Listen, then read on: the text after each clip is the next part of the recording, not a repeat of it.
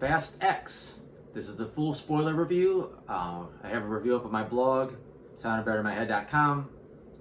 Shouldn't be any spoilers on there. I was trying to keep spoilers out of there. It's kind of hard to talk much about this movie without getting into spoilers. Not that there's anything that major. I am giving this a 2 out of 5. It was pretty mediocre. It was longer than it needed to be, and on top of that, it's basically, as of right now, it's part one of two.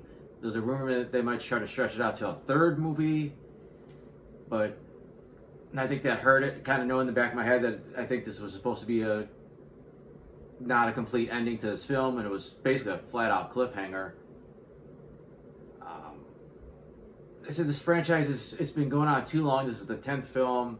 They've reinvented it a few times, which has kind of kept it going. We went from this kind of street level car racing movie that started getting more international, started becoming kind of like a James Bond thing. The villains even went from like, gangsters to like Bond villains pretty much. But it's just the formula's running thin. There's not so much left to do with it. There was a twist here that helped, that the team basically got separated, so you had different groups doing different things, and I think that made it a little bit fresher. But it went on too long. It was like the whole movie they still haven't gotten reunited, and not all the missions were as good. Like the stuff with Taj and everybody just was kind of boring. Like there's usually some good conflict between those guys and a lot of jokes. It's just the ones they had weren't really working this time. Except for some reason the Pete Davidson stuff was actually kind of livening things up. But for the most part, their plot was just, they really didn't do anything. It went from like point A to point B, and looked like at least they were going to collect Jason Statham's character, but then he just ran off to do his own thing. The plot with Letty teaming up with Charlize Theron's character was interesting, but it was very short. We only cut back to them a couple times, and nothing really happened. They got out of prison, and now they're in the Arctic looking for a submarine. You had the smaller stuff with John Cena's character Jacob rescuing Dominic's son. That was okay. Like I said, kind of at least tied back into the main plot at the end.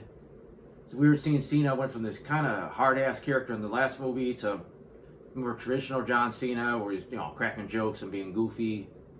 I mean, it's fine, it livened things up as well, but it's kind of night and day to his previous character. But the big thing was Vin Diesel was the main part of the plot, and it basically didn't feel like the other movies felt like it was an ensemble. I mean, yeah, Vin Diesel was still like the lead, but it felt like more of like an ensemble. They're all working together, doing their things.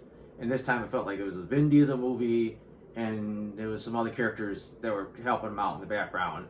But it just didn't feel like an ensemble anymore. It's like Vin Diesel and his friends. As far as the new villain go, Jason Momoa, I didn't care for it. I'll give him credit. He just went for it. He went just really goofy and silly and over the top and flamboyant.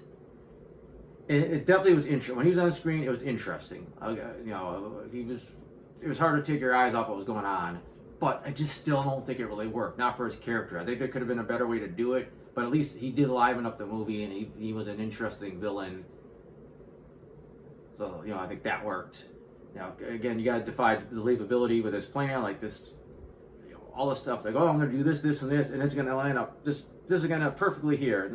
They're going to use their cars, and they're going to put the bomb here. Or they're going to do all this crazy shit, and he's going to get past my helicopter, and he's going to right on this dam, right where I want him, so I can blow him up. So, that was a little. Actually, that was pretty easy to believe compared to some of the other stuff. The stunts in general weren't that interesting. The whole giant bomb going through the town. It was like a mediocre version of the tank, the safe heist for the previous films. Like basically, they even referenced that at the beginning of this one. And just everything looked so CG. It looked fake. Like I don't know how much of anything of that was real. You got the ball just rolling and hitting stuff, and the car's following it. I would imagine it was all fake. Maybe a couple shots of the car was like were legit. And then the car is not only in this sequence but a few other, the damage these cars are taking, especially Diesel's car. I mean, this thing should be demolished. It should. He's lucky he can even walk away from an accident with this thing, but it just drives like fast. Like he could still take this piece of crap car that's like crunched like an accordion, and he could probably go in a street race with it, no problem. Like, I wish they would like at least said something like, "Oh yeah, we reinforced these cars so they could take certain damage," but it's just no. You just gotta take it with a grain of salt. I mean, honestly, I think that's more believable than some of the stunts. Like him driving down on the side of a dam is more believable than the fact that these cars, are surviving these accidents. A few characters didn't have much of an impact. Brie Larson's character was just had a couple small scenes. She wasn't anything major. Little Nobody from the first film returns. He's really only in the opening sequence, and he doesn't die, but they just kind of like he just doesn't show back up again.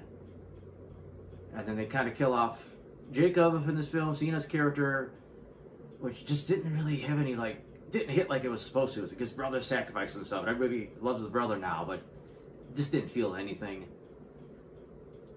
And of course, there was a rumor that Gal Gadot was going to return, reprising her role as Giselle. She does appear in basically the last scene of the film. It's cool seeing her, especially because she's a bigger star now than she was last time. But not much to get excited about at this point. Mid-credit scene, we see now that Momoa's character is coming after The Rock's character, Hobbs. Nothing special about that. Glad to see The Rock is back in the franchise because he had fallen out with Vin Diesel. We'll see how that plays out in the next film. It's kind of weird that the guy that actually killed his dad is the guy he went after last, and the guy that indirectly caused his dad to die was the guy that he went after first. But whatever. Maybe he felt The Rock didn't have a big enough family to go after, so it'd be a lot more work to take out, Dom's, family. I think that's about it. Like I said, there's not a ton to talk about. Just the whole thing ended on a big cliffhanger. The team that was hiding out in Europe with Taj and everybody, their plane got shot down. I'm pretty sure they're fine.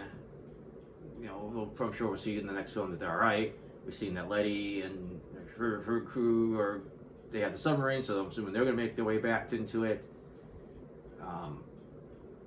This dam was about to blow up and drown Dom and his son. Obviously, I'm sure they're going to find some crazy way out of it. I don't know how, but I'm sure that's the next thing. Like I said, the story just wasn't quite good enough to carry for 2 films. If you would have cut this movie down and made a couple tweaks, I think you could have had a solid first part where the story really felt like it needed to be continued. But this kind of just kept going and going. It just kept piling on, and it constantly it was all built into this super crazy master plan that he had. That yep, you're going to end up on this dam with your son, and then I'm going to flood it and kill you. That's my whole plan this time. But yeah, that's about it. Like I said, I have the non-spoiler version of this view up. I have other reviews up. I have a comic strip. That's all at soundedbettermyhead.com. So thanks for watching.